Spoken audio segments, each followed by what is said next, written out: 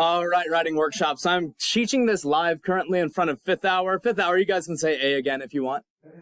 Hey, there we go. Obviously, you can't see me, but you can see my screen. I do want to walk through creating works cited pages. It is not my favorite thing in the world to do.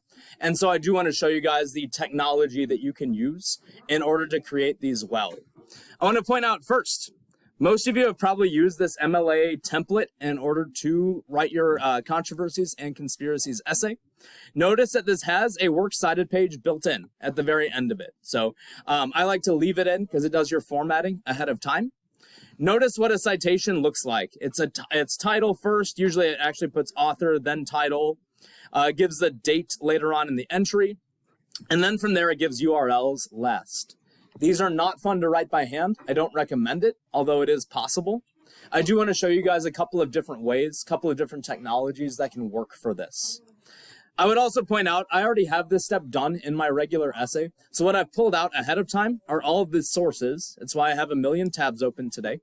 I've already pulled out all the sources that I used inside of my essay. I used 5 different sources as I cited them. Over the course of my particular essay, I cited from 5 different sources. So any source that you cite inside of your essay itself does need to also be reflected on your works cited page. I've already pulled mine up ahead of time for time here. So one thing I would point out, that's my freshman. Let's go here. Inside of today's lesson folder, works cited page demonstration, I have put links for 2 websites that I know work well on the school's Wi-Fi for giving us citations. I'm going to look at Scribr first here.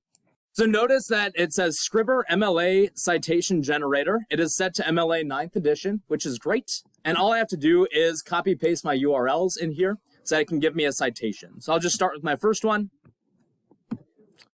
It shouldn't matter what order I cite these in because Scribr should organize them in alphabetical order for me anyway. We'll test that to see if it works. So I've got my first article, 20 reasons why cell phones should be allowed in school. I'm going to Control V. I'll paste it in there. And it should spit me out a citation, right? Let's see. It does. Now, it's always good to check these just to be safe. So it gave me the author's name first. That's correct. Burgoyne, Josh. Gave me the article title in quotation marks. The publisher's italicized. That's right. The publication date is there. That's a really recent article, actually.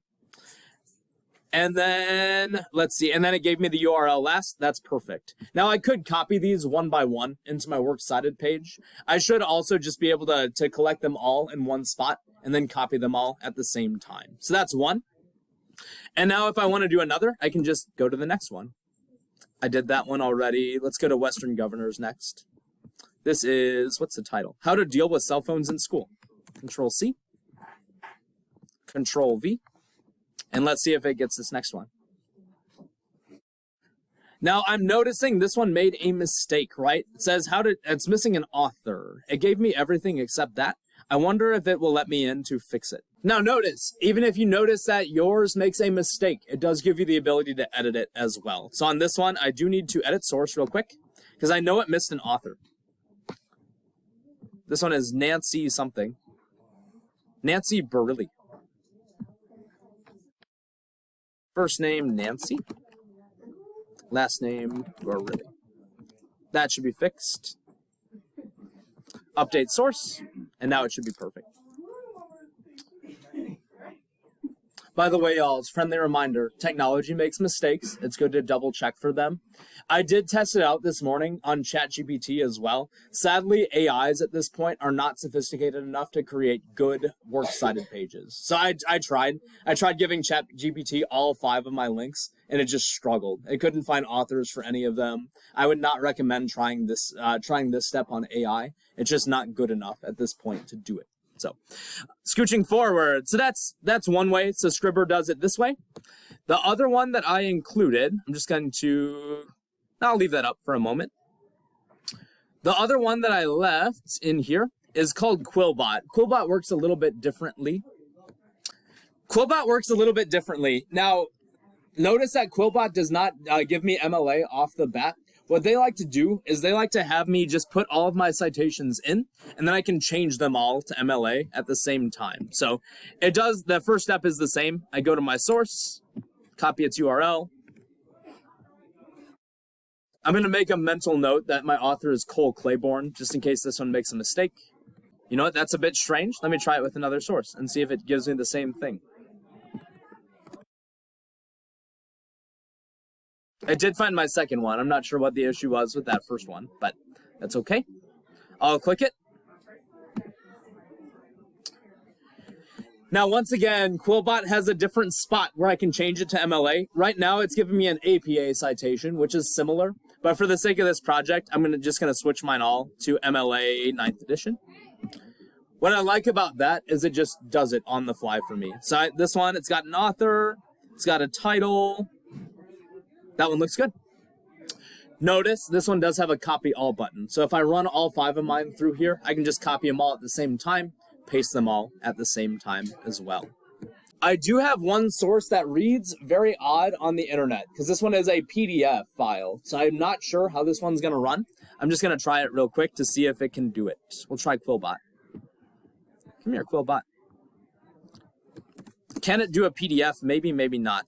It does not. So one thing I do want to show you is all these websites also have an option called Cite Manually that'll lead you through the steps one by one so it can put things in the right order. So notice I can do this as well. I'm just going to do it for my last source.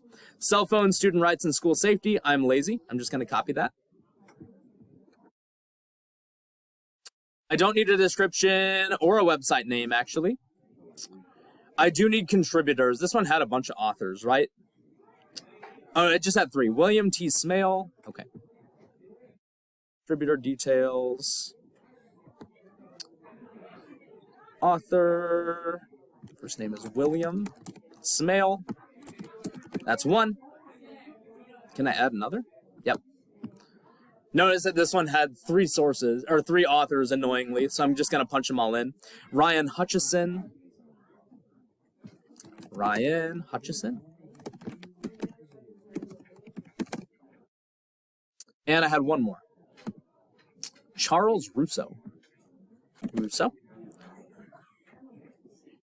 The only other thing I should need to find is publication date right here. So I need to figure out when this was written. That should be...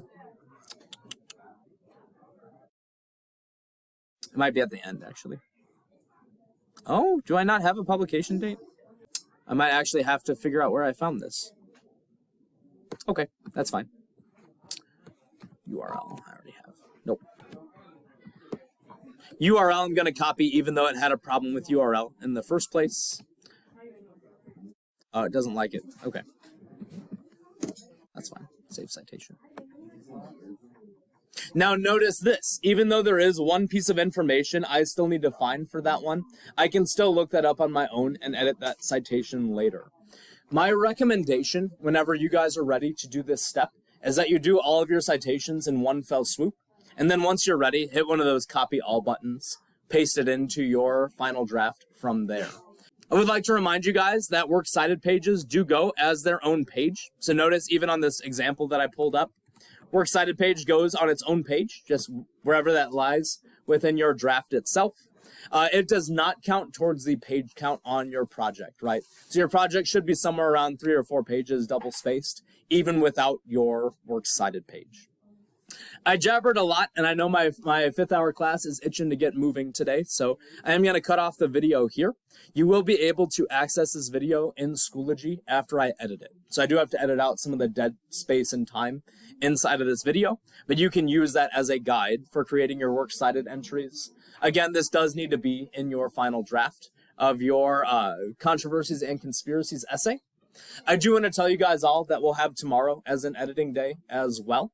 I want to make sure you have everything you need in order to finish this project over spring break. Until then, everyone say peace. Peace. Later.